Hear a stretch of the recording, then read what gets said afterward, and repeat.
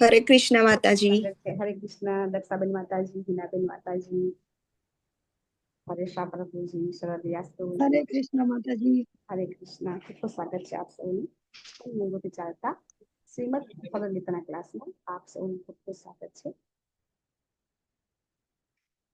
શ્રી શ્રી રાધા ગોવિંદના ચરણમાં વંદન કરી અને આપણે મંગળાચરણ લઈશું. આપ પણ પોતપોતાની જગ્યાએ મ્યુટ થઈને મંગળાચરણ લઈ શકો છો.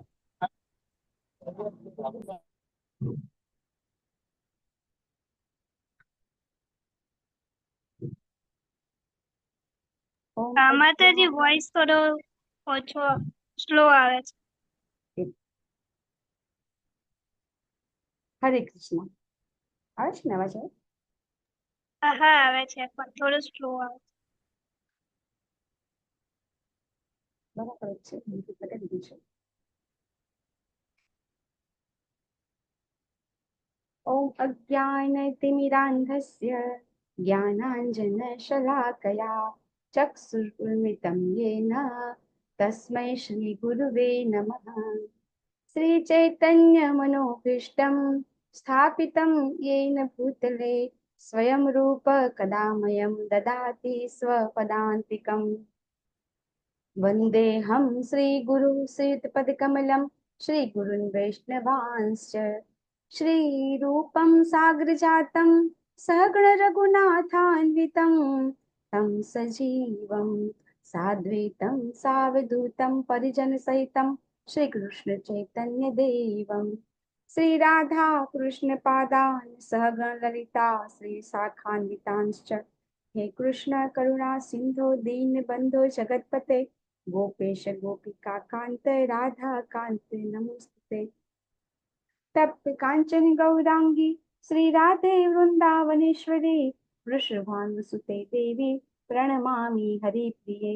वाञ्छाकल्पतरुभ्यश्च कृपा सिन्धुभ्य एव च पतितानां पावनेभ्यो वैष्णवेभ्यो नमो नमः.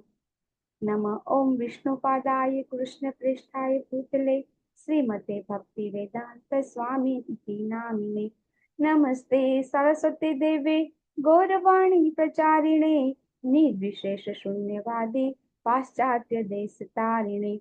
जय श्री कृष्ण चैतन्य प्रभु नित्यानंद श्री अद्वैत गदाधर श्रीवासादि गौर भक्त वृंद. हरे कृष्ण कृष्ण कृष्ण हरे हरे हरे राम राम राम हरे हरे. हरे कृष्ण. स्वागत છે આપ સૌનું.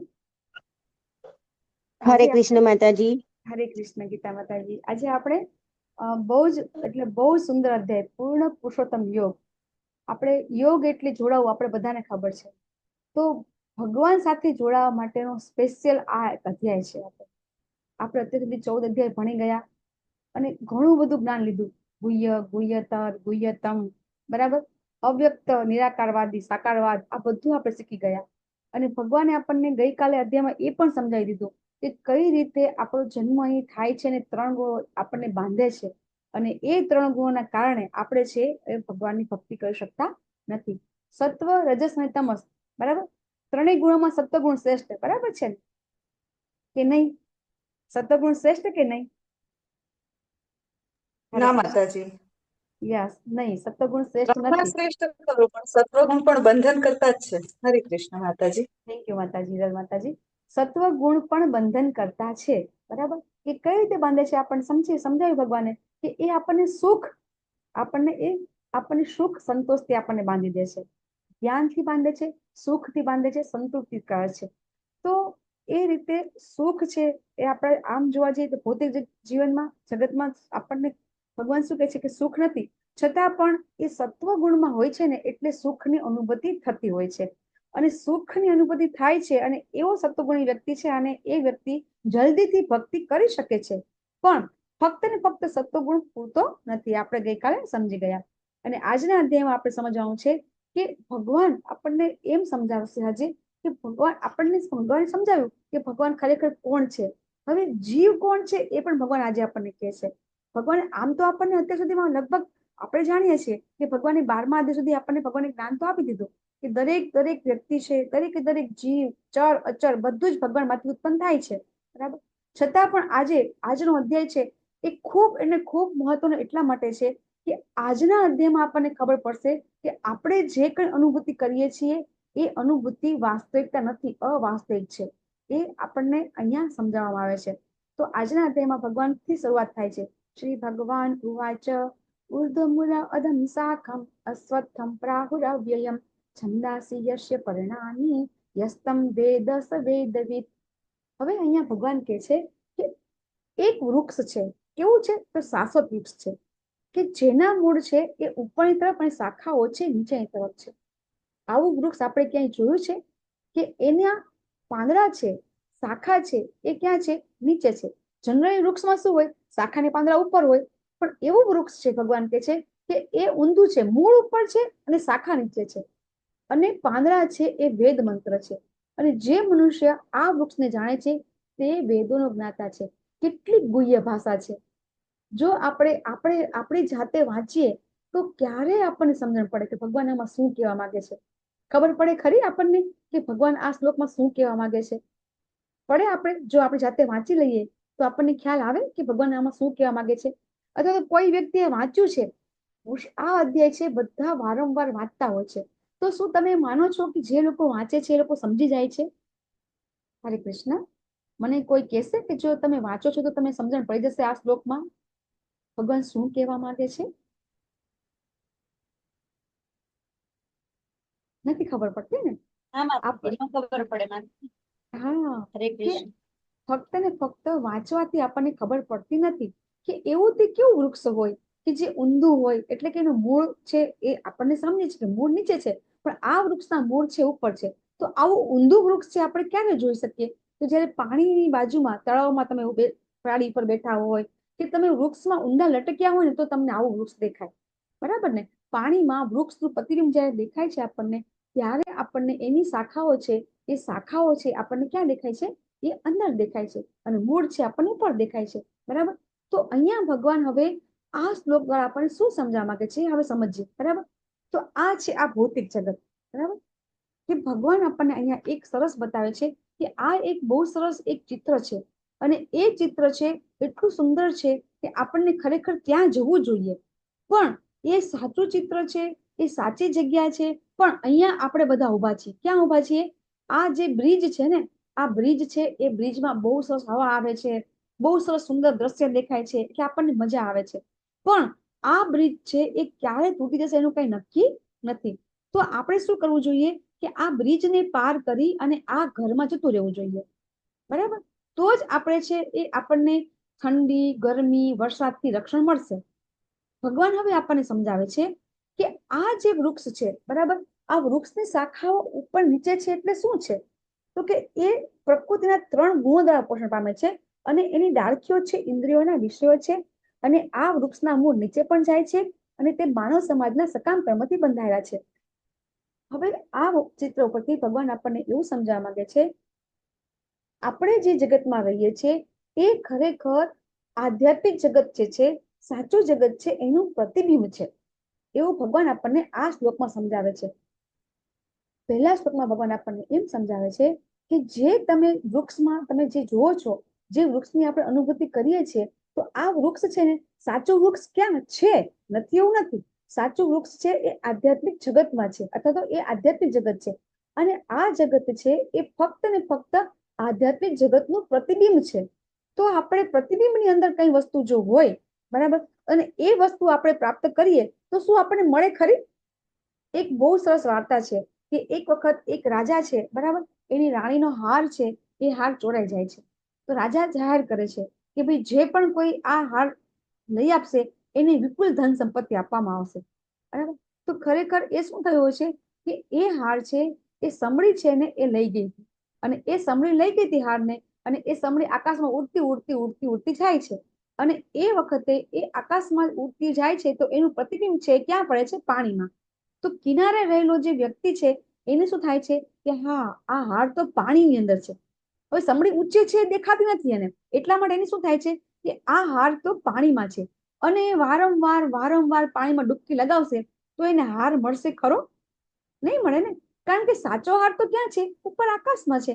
સેમ આપણને બધાને કેવું છે કે આપણે જે પણ સુખ આપણે અત્યારે અહીં પ્રાપ્ત કરીએ છીએ અને એ પ્રાપ્ત કરી અને આપણે સુખી થવાની જે કોશિશ કરીએ છીએ એ કોશિશ ભગવાન કહે છે કે એકદમ તમારી વ્યર્થ છે. કારણ કે સાચું સુખ તો અહીંયા છે જ નહીં. સાચું સુખ તો આધ્યાત્મિક જગતમાં છે. અને એના કારણે આપણે અહીંયા જે પણ કંઈ પ્રાપ્ત કરીએ છીએ એ આપણા એક ક્ષણિક છે. બરાબર? એક ક્ષણ માટે આપણે એમ થાય છે કે હા આપણે આ લઈ લઈએ. જેવી રીતે પેલો હાર લેવા જાય છે એમ થોડી વાર માટે હાર લેવા માટે હાથ લંબાવે છે પણ ખરો, ડૂબકી મારે પણ છે ખરો અને થાય છે પણ કે અમને મળી જશે, પણ ખરેખર એને મળતો નથી. સેમ આપણને આપણું સુખ લેવા માટે આપણે ખૂબ ને ખૂબ કોશિશ કરીએ છીએ. અને એ શું કામ કરીએ છીએ? તો એ છે એ આ જે શાખાઓ છે ને અને એના પાંદડા છે ને એ ખરેખર વેદ મંત્રો છે. એમ ભગવાન કીધું આપણને. પાંદડા વેદ મંત્રો છે એટલે શું સમજવાનું કે વેદના મંત્રો તો શ્રેષ્ઠ છે. બરાબર? તો જો વૃક્ષના પાંદડા છે એ વેદ મંત્રો હોય તો એનાથી આપણને કેમ જ્ઞાન પ્રાપ્ત ન થાય? તો વેદોની અંદર એટલો એવો ઉલ્લેખ છે કે વેદોના મંત્ર જો આપણે સમજીએ નહીં પૂરેપૂરા અને અધકચું જ્ઞાન લઈએ તો એનાથી આપણે આ ભૌતિક જગતની અંદર અટવાય રાખીએ છીએ. કારણ કે વેદની અંદર એવું એવું જ્ઞાન આપેલું છે કે જેથી કરીને આપણે એ જ્ઞાન પ્રાપ્ત કરી અને શું કરીએ કે જો આપણને એ જ્ઞાન આપવા વાળું કોઈ વ્યક્તિ સાચું ન હોય તો એના કારણે આપણે વાંચી અને આપણે ભટકાઈ જઈએ છીએ. કારણ કે વેદની અંદર એવા મંત્ર છે કે સૂર્યની ઉપાસના કરીએ તો શું મળે? તો કે રોગથી મુક્તિ થાય છે. બરાબર? અને એવા એવા પણ અંદર યજ્ઞ આપેલા છે. બરાબર? કે જે યજ્ઞ કરવાથી બ્રહ્મલોક સુધીનું પણ આપણને પદ પ્રાપ્ત થાય છે. એને પંચાંગી નામનો યજ્ઞ કહેવામાં આવે છે કે એ યજ્ઞ કરીએ તો આપણને બ્રહ્મ પદ પણ મળે છે. સ્વર્ગના ઇન્દ્રનું પોસ્ટ પણ આપણને મળે છે. આવા આવા એની અંદર એક્ઝામ્પલ એની અંદર બધા મંત્રો આપેલા છે. તો આપણને ખબર છે કે આ બ્રહ્મ ભુવના લોકા પુનરાવર્તિનો અર્જુન. આ બ્રહ્માંડની અંદર 14 લોક છે ને એ 14 લોકમાં આપણને પ્રવેશ મળશે ખરો, નો ડાઉટ. આપણને સુખ સંપત્તિ બધું મળશે. પણ જેવા પુણ્ય કર્મ આપણા પૂરા થશે એટલે આપણે અહીં આવવું પડશે. તો એટલા માટે આ જે વૃક્ષ છે અને એ વૃક્ષની જે ડાળી છે ને એ ડાળખીઓ છે ને એ ઇન્દ્રિયના વિષયો છે. પાંદડા વેદ મંત્ર છે પણ જે ડાળખી છે ને એ વિષયો છે. હવે આ ઇન્દ્રિયના વિષયો કયા મને કોઈ કહેશે? ઇન્દ્રિયો શું અને ઇન્દ્રિયના વિષય શું? પેલા એ સમજી લઈએ તો જ આપણને આગળ ખબર પડશે. વૃક્ષની શાખા છે ને એ ઉપર ને નીચે છે. પ્રકૃતિના 3 ગુણો દ્વારા પોષણ પામે છે અને ડાળખી ઇન્દ્રિયના વિષય છે. જો આ ઇન્દ્રિયના વિષય નહીં ખબર પડે ને તો પછી આપણે આગળ સમજી શકીશું નહીં. તો ઇન્દ્રિયો અને ઇન્દ્રિયના વિષયો બંને શું છે? કોઈ મને કહી શકશે? ઇન્દ્રિયો એટલે શું? ઇન્દ્રિયના વિષય એટલે શું? તો જ આપણે આગળ કંઈક સમજી શકીશું. આપણને ખબર છે 5 કર્મેન્દ્રિય છે અને 5 જ્ઞાનેન્દ્રિય છે. બરાબર? તો કર્મેન્દ્રિય હાથ, પગ, મોઢું. યસ પ્રભુજી, રાઈટમાં પ્રભુજી. એટલે 5 જ્ઞાનેન્દ્રિયો અને ઇન્દ્રિયના વિષયો એટલે કે એ જે નથી થાય કે શબ્દ, સ્પર્શ, રૂપ, રસ અને રસ, ગંધ. હા જી પ્રભુજી. ઇન્દ્રિય હા, જે આપણી જ્ઞાનેન્દ્રિયો છે ને, જે જ્ઞાનેન્દ્રિયો જેના દ્વારા અનુભૂતિ કરે છે. આપણી જ્ઞાનેન્દ્રિયો કઈ કઈ છે કે આંખ, નાક, કાન, મોઢું, જીભ. બરાબર? સ્પર્શ, ત્વચા. જેનાથી આપણે અનુભૂતિ કરીએ છીએ, જેનાથી આપણે જ્ઞાન પ્રાપ્ત કરી શકીએ છીએ. તો એ જ્ઞાન જેનાથી પ્રાપ્ત કરી શકીએ છીએ અને એના માટેના જે એની અનુભૂતિ છે, દાખલા તરીકે આંખ છે તો આંખનો વિષય શું છે? જોવું. એટલે એને કહેવાય છે ઇન્દ્રિયોનો વિષય. વિષય કયો થયો? જોવું. જોવું એ વિષય થયો. બરાબર? એવી રીતે કાનનો વિષય છે સાંભળવું, નાકનો વિષય છે સૂંઘવું, જીભનો વિષય છે ટેસ્ટ કરવો. બરાબર? ત્વચાનો વિષય છે સ્પર્શથી આપણને અનુભૂતિ કરવી. તો આ બધા વિષયો છે ને, આ બધા વિષયો છે એ વિષયો છે એક શેના દ્વારા? તો કે આ પ્રકૃતિના 3 ગુણો દ્વારા પોષણ પામે છે. બરાબર? અને એ રીતે એ છે એ વૃક્ષ છે ને એની શાખાઓ ઉપર પણ છે નીચે પણ છે. કેવી રીતે? તો આપણે જ્યારે આપણે કોઈ બી કામ કરીએ છીએ, પુણ્ય કર્મ કરીએ છીએ, આગલા શ્લોકમાં પણ ભગવાને આપણને સમજાવ્યું કે કઈ રીતે આપણે સારા કર્મ કરીએ તો ઉપર જઈએ ને ખરાબ કર્મ કરીએ તો નીચે જઈએ. આપણે 14મા અધ્યાયમાં પણ આપણને ભગવાને સમજાવ્યું કે સકામ કર્મ કરીએ. બરાબર? કે જેથી કરીને આપણે રજોગુણી હોઈએ. તો રજોગુણી હોય તો આપણને પૃથ્વી પર જન્મ મળે છે. પછી તમોગુણ હોય તો આપણે નરકમાં જઈએ છીએ. સત્વગુણ હોય તો સ્વર્ગલોક મળે, બ્રહ્મલોક મળે. બરાબર? એ રીતે આપણે આપણા કામ દ્વારા, આપણા સકામ કર્મ દ્વારા આપણે ઉપર નીચે એટલે શું? કે આપણે ઉચ્ચ લોકમાં પણ જઈએ છીએ અને નરક લોકમાં પણ જઈએ છીએ. અને આ રીતે આપણે આ કર્મના બંધનમાં બંધાઈ જઈએ છીએ. અને એ બંધાતા જ રહીએ છીએ, એ ઉપર નીચે આપણે થયા જ કરીએ છીએ. આ બાજુમાં ચિત્ર બતાવ્યું છે, એની અંદર આવી શાખાઓ છે, એ ઉપર નીચે જતી રહે છે. ભગવાન આપણને એવું સમજાવે છે. તો શું કરવું જોઈએ? બરાબર, જ્યારે કોઈ વ્યક્તિ એમ સમજી જાય, બરાબર, શું સમજી જાય છે કે આપણે જે બી કર્મ કરીએ છીએ, સત્વગુણમાં હોય, રજોગુણમાં હોય કે તમોગુણમાં હોય, એ ત્રણ ગુણોમાં આપણે રહીએ છીએ, તો આપણે આ સકામ કર્મ કરતા રહીએ છીએ અને એના કારણે ઉપર નીચે ગતિ કરતા રહીએ છીએ. તો શું કરવું જોઈએ? તો ભગવાન અહીંયા ત્રીજા અને ચોથા શ્લોકમાં સમજાવે છે કે આ વૃક્ષની વાસ્તવિક સ્વરૂપની અનુભૂતિને આ જગતમાં કરી શકાતી નથી. જે વાસ્તવિક જે સ્વરૂપ છે, એટલે કે જે આધ્યાત્મિક જગત છે, એ જગતની અનુભૂતિ આપણે કરી શકતા નથી. કોઈ એ સમજી શકતું નથી કે આનો આદિ ક્યાં છે અને અંત ક્યાં છે. આપણને એ પણ ખબર નથી કે આપણો પહેલા જન્મ ક્યારે થયો હતો અને હવે છેલ્લો જન્મ ક્યારે થશે. ખબર છે આપણને? નથી ખબર આપણને. પરંતુ મનુષ્ય આ સુદ્રઢ મૂળ વાળા વૃક્ષને વિરક્તિના શસ્ત્ર વડે નિશ્ચયપૂર્વક કાપી નાખવું જોઈએ. તો અહીંયા ભગવાન આપણને પાછા સમજાઈ રહ્યા છે કે આપણે જે પણ સુખ દુઃખની અનુભૂતિ કરીએ છીએ, એ અનુભૂતિથી પર આપણે ક્યારે જશું?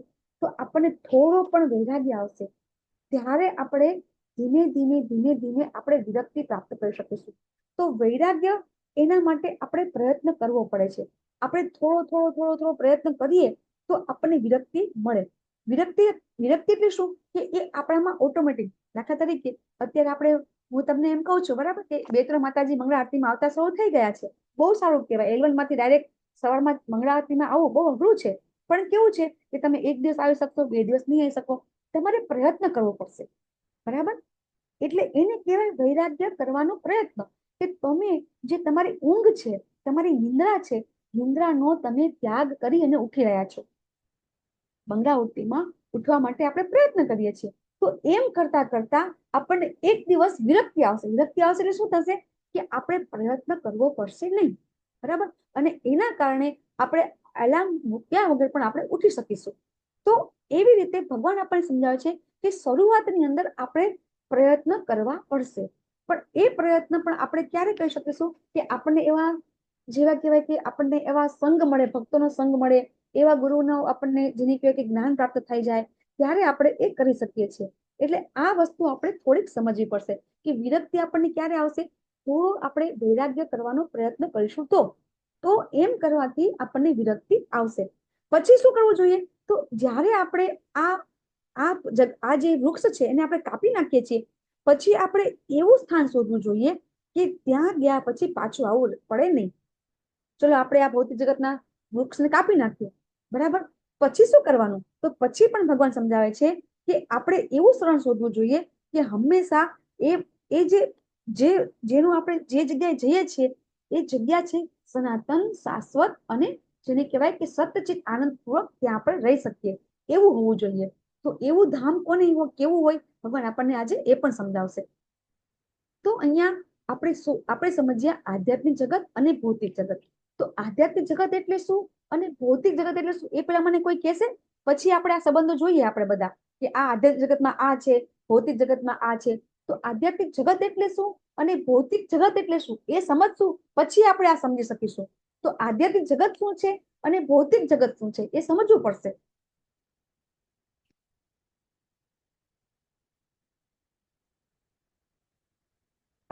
ભૌતિક જગત એટલે શું મને કહી દો ચલો, પછી આપણે આધ્યાત્મિક જગત. યસ હિરલ પટેલ માતાજી, ભૌતિક જગત શું છે? હરે કૃષ્ણ માતાજી. ભૌતિક જગત એટલે કે આપણે આ દુનિયામાં આપણા જે સંબંધો છે, આપણી જે સંપત્તિ છે, આપણે જે અહીંયા મોહ છે, આપણી જોબ ગણો કે સંબંધો ગણો કે આપણી સંપત્તિ ગણો, બાળકો, પતિ, માતા, આ બધું જ જે છે એ ભૌતિક જગત છે, જે ટેમ્પરરી છે. અને આધ્યાત્મિક જગત એટલે કે આપણો સાચો સંબંધ જે છે ભગવાન કૃષ્ણ સાથે છે, જ્યાં જન્મો જન્મ છે, જે હંમેશાથી અવિરતપણેથી ચાલતો આવે છે, એ આધ્યાત્મિક જગત છે, જે કાયમી છે. હરે કૃષ્ણ માતાજી. બહુ સરસ, થેન્ક યુ માતાજી. જો ભૌતિક જગતનું નિર્માણ ક્યારે થાય છે? આપણે શું જોયું કે મહાવિષ્ણુ છે, એના રોમ છિદ્રમાંથી અનેક બ્રહ્માંડો ઉત્પન્ન થાય છે. પણ એ બ્રહ્માંડો શું કામ ભગવાન ઉત્પન્ન કરે છે? તો આપણે બધા, હું અને તમે, ભગવાન પાસે જ હતા, આધ્યાત્મિક જગતની અંદર જ હતા.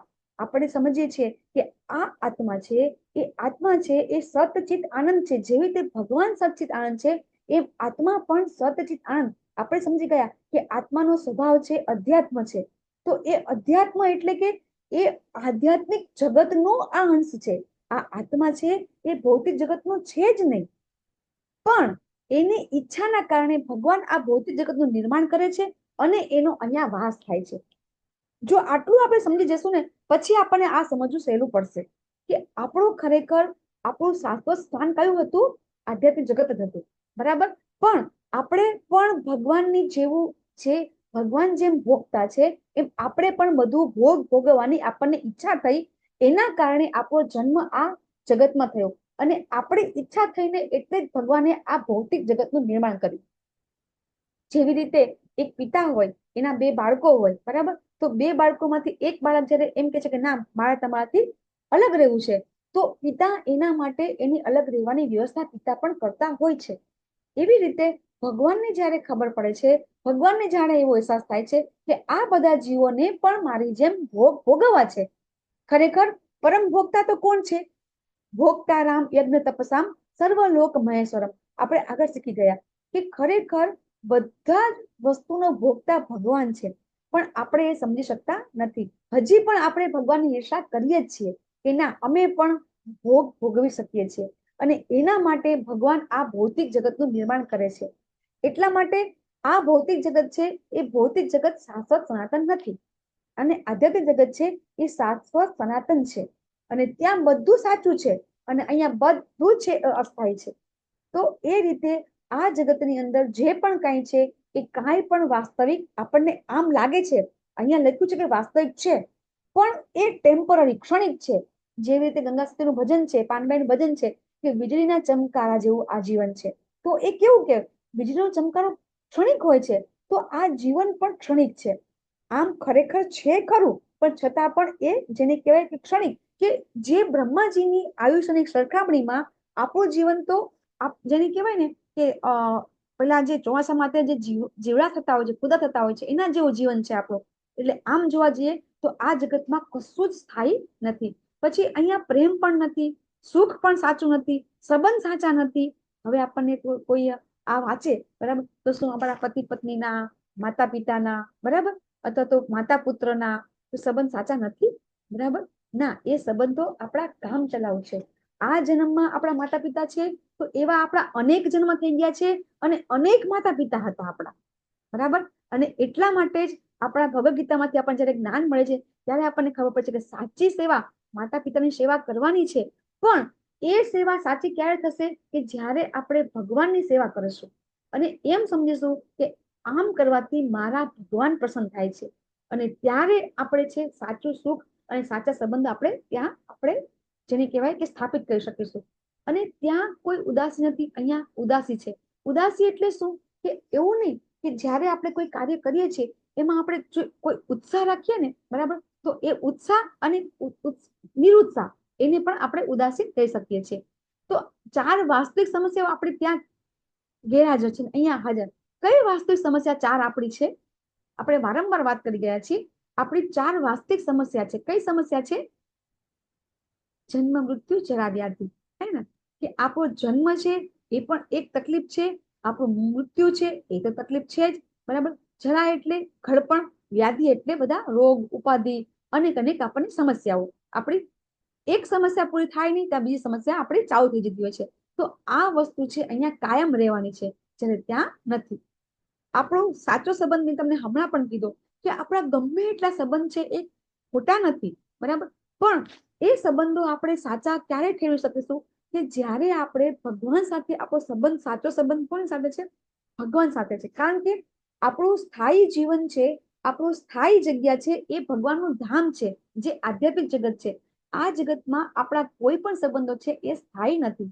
આપણે જો દેહ જશે આપણો, તો હું તમને એમ કહું કે ગમે એટલા આપણા પ્રિય પાત્રો હોય, જો આપણું આ શરીરમાંથી આત્મા નીકળી જાય તો કેટલી મિનિટ સુધી આપણા શરીરના પ્રેમ એ લોકો કરશે? આપણા આ પછી એને તો દેહને પણ પાર્થિવ દેહ કહીએ છીએ, તો પાર્થિવ દેહને આપણી સાથે લોકો કેટલો પ્રેમ કરશે?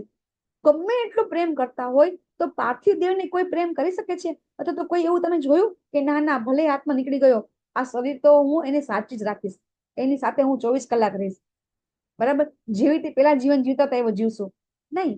બરાબર. કોઈ પણ વ્યક્તિ છે એ આ શાશ્વત, આપણા સંબંધો છે એ અશાશ્વત છે, એ આપણને આપણા મૃત્યુ વખતે આપણને ખબર પડે છે, ત્યાં સુધી આપણને ખબર પડતી નથી. પણ જ્યારે આપણને ખબર પડે છે ત્યારે કહે છે ને કે બહુ જેને કહેવાય કે સમય થઈ ગયો હોય છે. આપણને જ્યારે મૃત્યુ થઈ જાય છે અને આપણો આત્મા નીકળી જાય છે શરીરમાં, ત્યારે આપણને ખબર પડે છે કે આપણા સંબંધો હતા એ બધા કેવા છે. બરાબર. અને તમે જોશો કેટલા બધા લોકો છે કે મૃત્યુ પામે છે, પછી એ જે સંબંધો છે એ લોકો આમ જેને કહેવાય ને કે ઘડીમાં બીજા સ્થાપિત કરી દેતા હોય છે. બરાબર. હવે તો આપણને ખબર છે માતા પિતા પણ ભાડે મળે છે. બરાબર. પેલા તો એવું હતું કે બધું મળશે પણ કે છે માતા પિતા નહીં મળે, પણ હવે તો એ પણ મળે છે. બરાબર. તો હવે આ ભૌતિક જગતની અંદર કઈ રીતે આપણા સંબંધો છે આપણે સ્થાપિત કરવા જોઈએ ભગવાન સાથે, તો જ્યાં સુધી આપણને ભગવાન વિશે જ્ઞાન નહીં મળે ત્યાં સુધી આપણે ભગવાનને પ્રેમ નહીં કરી શકીએ. ભગવાનને નહીં ઓળખી શકીએ ત્યાં સુધી ભગવાનને પ્રેમ નહીં કરી શકીએ. આ ભૌતિક જગતમાં પણ આપણે જો કોઈને મિત્ર બનાવવો હોય, કોઈને પ્રેમ કરવો હોય, તો આપણે એના વિશે જાણીશું તો જ આપણને પ્રેમ થશે. તો આધ્યાત્મિક જગતમાં આપણે આવ્યા છીએ ત્યાંથી, તો આપણે ભગવાનને પ્રેમ કરવો છે તો ક્યારે કરી શકીશું? ભગવાનને જાણશું ત્યારે. બરાબર. તો ભગવાન હવે કે છે, અહીંયા ભગવાન છે ને, હવે આપણને આગલા શ્લોકમાં ભગવાને કીધું ને કે એવી જગ્યાએ જવું જોઈએ કે જ્યાંથી પાછા આવવું ન પડે. તો એવી જગ્યા કઈ છે? તો ભગવાન પોતે જ કહે છે કે ન તદ ભાષય તો સૂર્યો ન શશાંકો ન પાવક, કે મારું ધામ એવું છે કે જ્યાં સૂર્ય અને ચંદ્ર પણ નથી, અગ્નિ કે વીજળી પણ નથી. બરાબર. તો પછી ભગવાન ધામમાં અંધારું છે? ના, ભગવાનનું ધામ સ્વયં પ્રકાશિત છે. બરાબર. ભગવાનનું ધામ એવું છે કે અહીંયા નથી સૂર્યની જરૂર, નથી ચંદ્રની જરૂર. સૂર્ય અને ચંદ્રની અહીંયા ભૌતિક જગતમાં જરૂર પડે છે. આ 14 લોકનો જે આ બ્રહ્માંડ છે એ બ્રહ્માંડને સૂર્યની જરૂર પડે છે, ચંદ્રની જરૂર પડે છે, પણ ભગવાનની જરૂર પડતી નથી. આપણે આગળ પણ સમજી ગયા 10મા અધ્યાયમાં કે સૂર્ય અને ચંદ્ર તો ભગવાનની આંખો છે. તો જ્યારે આપણે આ ધામમાં પહોંચીશું ને તો પછી ક્યારેય ભૌતિક જગતમાં આવવું પડશે નહીં. તો ભગવાન અહીંયા પોતાના ધામનું વર્ણન કરે છે કે ભગવાન છે પોતાનું ધામ કેવું છે. એટલું બધું પ્રકાશિત છે કે જેના કારણે આપણને ત્યાં સૂર્ય ચંદ્રની જરૂર પડતી નથી. બ્રહ્મ સંહિતામાં બ્રહ્માજી છે એ બહુ સરસ શ્લોક લખે છે. બરાબર. અને એ શ્લોકમાં ભગવાન બ્રહ્માજી પોતે એમ કે છે કે ચિંતામણી પ્રખર પદ્મ સુકલ્પ વૃક્ષ, એની અંદર ભગવાન બ્રહ્માજી એમ કે છે કે ભગવાનના ધામની અંદર જે ભગવાનના ધામમાં જે એના જે ચિંતામણી પથ્થર, એટલે કે જેને આપણે પારસમણી કહીએ ને, એ પારસમણી કરતા પણ શ્રેષ્ઠ દિવ્ય પથ્થર છે ચિંતામણી પથ્થર છે. અને આ પથ્થરથી ભગવાનનું ધામ છે. ભગવાનના ધામની અંદર જે એમના જે મહેલ છે એની દિવાલો બનેલી છે, હીરા માણેકની દિવાલો બનેલી છે, અને એના રસ્તા છે હીરા માણેકના બનેલા છે. તમે વિચાર કરો કે એમાંથી કેટલો પ્રકાશ આવે. બરાબર. એક કોઈનો હીરો, આપણને ખબર છે કે એક કોઈનો હીરો માટે કેટલા લડાઈ થઈ ગયા. બરાબર. કે એ એટલો બધો તેજસ્વી હતો કે એનામાંથી ખૂબ ને ખૂબ દિવ્ય પ્રકાશ નીકળતો હતો. અને આ તો ભૌતિક જગતમાં છે. તો આને તો આધ્યાત્મિક જગતનો પથ્થર કહેવાય. બરાબર. અને ત્યાં એવા પથ્થર છે કે જેમાંથી એટલો બધો પ્રકાશ નીકળે છે. બીજું કે ભગવાનના શરીરમાંથી એટલું બધું તેજ નીકળે છે કે જ્યાં કોઈને પ્રકાશની જરૂર પડતી નથી. હવે ભગવાન આ શ્લોકમાં કહે છે કે આપણે કોણ છીએ. બરાબર. તો અહીંયા એ શ્લોક આવી રહ્યો છે કે જીવ કોણ છે. તો ભગવાન કહે છે કે મમે વાંસો જીવ લોકે જીવ ભૂત સનાતન. બરાબર. બધા જ જીવ છે ને, એક જીવ છે એ બધા મારા અંશ છે. મમે વા અંશો, મા મે વા અંશો, એટલે કે બધા મારા અંશો છે. ભગવાન એમ કહે છે. પણ એ શું કરે છે તો કે મનઃ ષષ્ઠાની ઇન્દ્રિયાણી પ્રકૃતિ સ્થાની કરસતી. મન સાથે, મન છે છઠ્ઠી ઇન્દ્રિય છે. બરાબર. 5 ઇન્દ્રિયો આપણે સમજી ગયા. બરાબર. 5 જ્ઞાનેન્દ્રિયો છે. એ 5 જ્ઞાનેન્દ્રિયો સાથે છઠ્ઠી ઇન્દ્રિય છે મન. તો આ મન સાથે બધા છે શું કરે છે કે આ ભૌતિક પ્રકૃતિ, આ ભૌતિક જે જગત છે એની અંદર પોતાનું સ્થાન જમવા માટે કોશિશ કરે છે. હું અને તમે આપણે આ જ કરીએ છીએ. આ જગતમાં જન્મ લઈએ છીએ, પછી આપણે શું કરીએ છીએ, આપણે અહીંયા જ્ઞાન, ભૌતિક જ્ઞાન લઈએ છીએ. ભૌતિક જ્ઞાન લઈએ પછી આપણે જેને કહેવાય કે એમાંથી આપણને નોકરી ધંધો મળે, પછી આપણે લગ્ન કરીએ, પછી બાળકો ઉત્પન્ન થાય, પછી એની સેટલ કરીએ. બરાબર. આ બધો સંઘર્ષ છે. બરાબર. આની અંદર આપણને ક્યાંય એવું થાય છે ખરું કે આ સંઘર્ષમાંથી મુક્તિ મળે? નથી મળતી. તો આ સંઘર્ષ થયા જ કરે છે. એનું કારણ શું છે કે આપણે ભૌતિક પ્રકૃતિ ઉપર આપણે પોતે જેને કહેવાય કે અધિપત્ય જમાવવાની કોશિશ કરીએ છીએ. તો હવે આપણે કોણ છીએ? તો ભગવાન શું કીધું કે તમે બધા મારા અંશ છો. તો જો આપણે ભગવાનના અંશ હોઈએ તો ભગવાનથી છૂટા પડીને આપણે સુખી થઈ શકીએ? આમાં એક એક્ઝામ્પલ આપ્યું છે કે આપણા હાથની 5 આંગળી છે, એ 5 આંગળીમાંથી એક આંગળી છૂટી પડી જાય તો એનું અસ્તિત્વ રહે ખરું? આપણે એવું કરીએ કે ના ના આંગળી હવે તો આપણે સાચી રાખી, એક આંગળી આપણી કપાઈ જાય તો આપણે એને સાચી રાખીએ ખરા? ન સાચીએ. એવી રીતે સમુદ્રનું એક ટીપું છે, એ સમુદ્રથી છૂટું પડી જાય તો એનું અસ્તિત્વ કેટલું છે? નથી ને? તો એવી રીતે જો આપણે ભગવાનથી છૂટા પડી જશું, ભગવાન સાથે નહીં રહીએ, ભગવાનને યાદ નહીં કરીએ તો આપણું અસ્તિત્વ રહેશે નહીં, કારણ કે આપણે ભગવાનના અંશ છીએ. અને આ ચિત્રમાં એક અગ્નિનું ઉદાહરણ આપ્યું છે કે જેમાંથી અગ્નિનો તણખો છે, અગ્નિમાંથી બહાર નીકળી જાય તો એનું અસ્તિત્વ કેટલું? બરાબર. તો એ રીતે આપણું પણ જે આત્મા છે એ ભગવાનની જેમ સતચિત આનંદ છે, અને ભગવાન સત આનંદ છે એટલા માટે આપણે ફક્ત ને ફક્ત ભગવાન વિશે જાણી સમજી અને એમની સાથે સંબંધ આપણો જે છે એ સ્થાપિત કરવાનો આપણે કોશિશ કરવી જોઈએ. હવે ભગવાન અહીં સમજાવે છે કે આવું આપણે સમજી ના શકીએ ને, એટલે ભગવાન એક્ઝામ્પલ આપે છે કે આવું કેવી રીતે થઈ શકે. તો ભગવાન સમજાવે છે કે જે રીતે પવન છે એ સુગંધને એક સ્થળેથી બીજા સ્થળે લઈ જાય છે, એમ દરેક જીવ છે ને આ જગતમાં અલગ અલગ પોતાના જે વિચાર છે એને એક શરીરમાંથી બીજા શરીરમાં લઈ જાય છે. મેં તમને કીધું હતું કે આપણું એક અજ્ઞાન છે, કયું? કે આપણે એમ કહીએ છીએ કે ખાલી હાથે આવ્યા, ખાલી હાથે જવાના.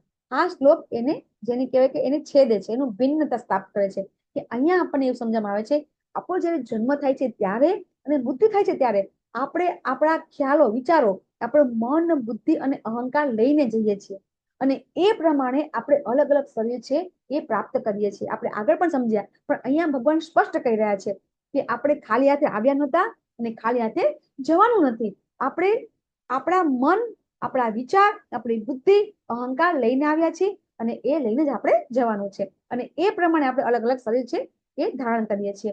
મૂર્ખ મનુષ્ય આ સમજી શકતા નથી કે આ કેવી રીતે થાય છે. બરાબર. આ જે પણ કઈ થઈ રહ્યું છે એ કેવી રીતે પ્રકૃતિના 3 ગુણો પ્રમાણે થઈ રહ્યું છે. પણ કોણ સમજી શકશે? કે જે લોકોને ગીતાનું જ્ઞાન પ્રાપ્ત થયું હશે, અથવા તો આ શ્લોક વાંચ્યા પછી એ સમજી શકશે ને એ જ વ્યક્તિ આ સમજી શકશે. બાકી ગમે એટલા શ્લોક વાંચી લઈએ, ગીતા વાંચી લઈએ, પણ આ જ્ઞાન પ્રાપ્ત કરી શકતા નથી કે કેવી રીતે આપણું શરીર છૂટે છે, કેવી રીતે બીજો જન્મ થાય છે, એ ક્યારેય સમજી શકતા નથી. ઘણા બધા વૈજ્ઞાનિકો છે આ શોધની પાછળ પાછળ પાછળ પડેલા છે કે આ શરીરમાંથી એવું તે કયું તત્વ નીકળી જાય છે કે જેનાથી આ શરીર અચેતન થઈ જાય છે. બરાબર. જે લોકો આત્મા પરમાત્માનું જ્ઞાન સમજે છે, જે લોકો ભગવદ્ ગીતાના શ્લોકને સમજે છે, પ્રભુપાદની વાણીને સમજે છે, એમના ગુરુ શિષ્ય પરંપરામાં જે જ્ઞાન લે છે, એ લોકો જ સમજી શકે છે કે આ બધું શું થઈ રહ્યું છે. કોઈ વ્યક્તિ છે એ કેવી રીતે જન્મ લે છે, કેવી રીતે યુવાન થાય છે, કેવી રીતે ઘરડો થાય છે, કેમ મરણ પામે છે, કેવી રીતે બીજા શરીર ધારણ કરે છે, આ બધું કોઈ વ્યક્તિ છે, અજ્ઞાની વ્યક્તિ છે, સમજી શકતા નથી. ફક્ત ને ફક્ત ભગવાન કે છે કે મારા ભક્તો સમજી શકે છે. એ આગળ શ્લોક આવશે. હવે ભગવાન શું કે છે કે હું કેવો છું. હવે ભગવાન પાછા પોતાના વિશે પાછું જ્ઞાન આપી રહ્યા છે આપણને. 7મા અધ્યાયમાં, 10મા અધ્યાયમાં ભગવાને પોતાના વિશે બહુ બધું કીધું, પણ અહીંયા વિશેષ કે છે કે ભગવાન એ કે છે કે દરેક ગ્રહ છે ને એને હું પોતે ધરી ઉત્પન્ન, એટલે કે મારા કારણે એની ધરી ઉપર એ ફરી રહ્યા છે, મારી કારણે એ લોકો છે એ આ આકાશમાં સ્થિત છે. બરાબર.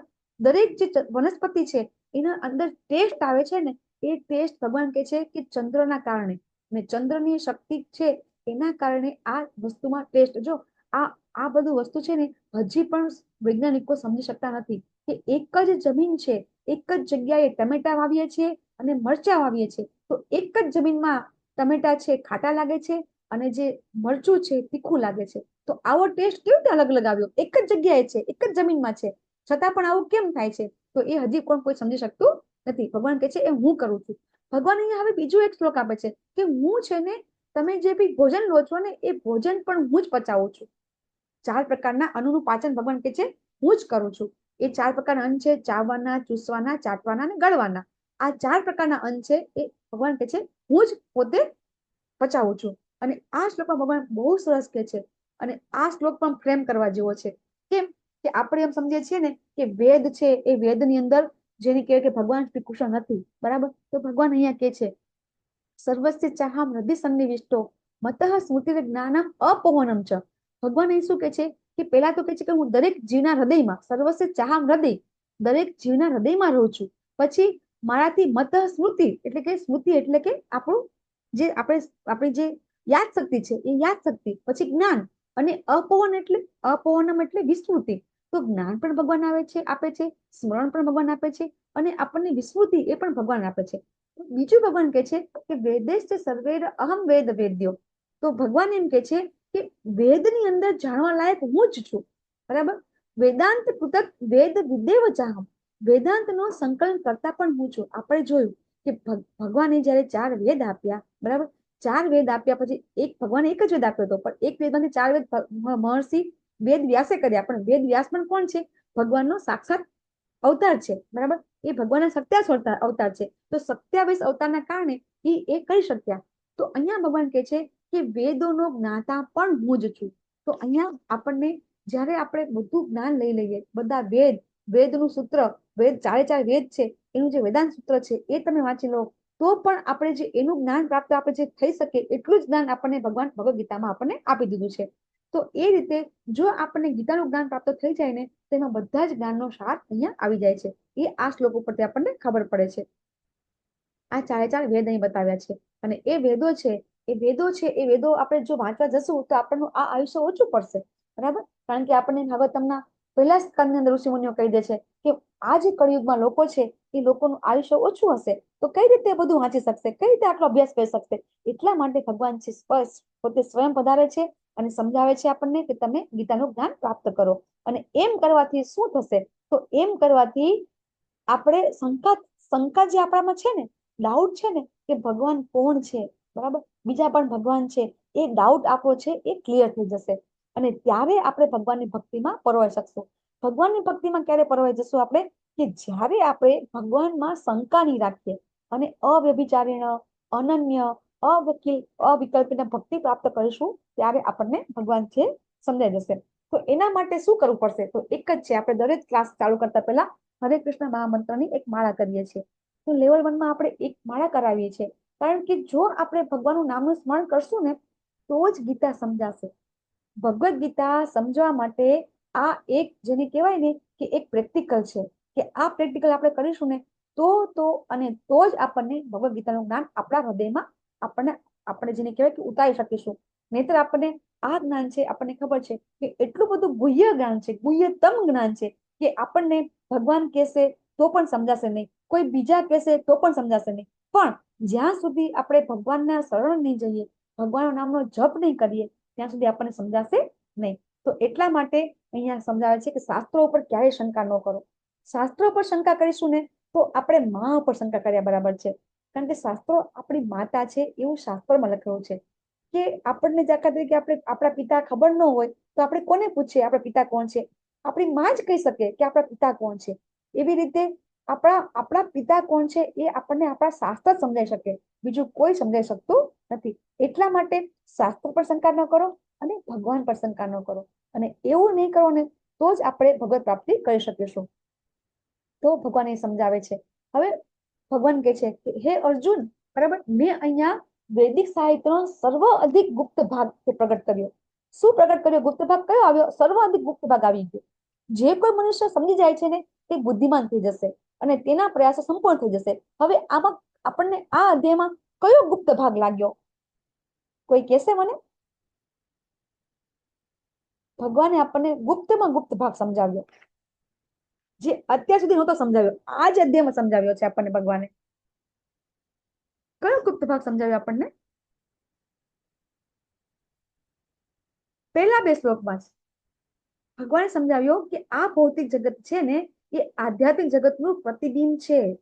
આ ભૌતિક જગત છે એ આભાસી છે, એવું ભગવાને આપણને અહીંયા સમજાવ્યું. અને જો આપણે આ સમજી જઈએ ને તો ચોક્કસથી આપણે છે આ ભૌતિક જગતમાંથી થોડી આપણને જેને કહેવાય કે વિરક્તિ પ્રાપ્ત થશે, વૈરાગ્ય થોડો આપણને પ્રાપ્ત થશે.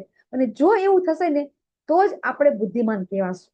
નહીતર પછી તો જો આપણે આ ભગવદ ગીતાનું જ્ઞાન લઈએ અને આપણે પાછા એ જે ભૌતિક જગતનું કર્મ છે કરતા રહીએ અને આપણે એમ ન સમજીએ કે દરેક વ્યક્તિ છે, દરેક જીવ છે એમાં પરમાત્મા રહે છે, બરાબર, તો પછી આપણે એ જ અલગ વ્યક્તિને શત્રુ માનશું, રાગ, દ્વેષ, ઈર્ષા બધું કરીશું. જો આપણે જ્યારે ભગવાનના નામનું સ્મરણ કરીએ, ભગવદ્ ગીતાનું જ્ઞાન પ્રાપ્ત કરીએ તો આપણામાં ઈર્ષા ભાવ, બરાબર, જેને કહેવાય ને કે આપણે જે પણ કોઈ શત્રુભાવ રાખીએ એ બધું આપણામાં સમાપ્ત થતો જવો જોઈએ.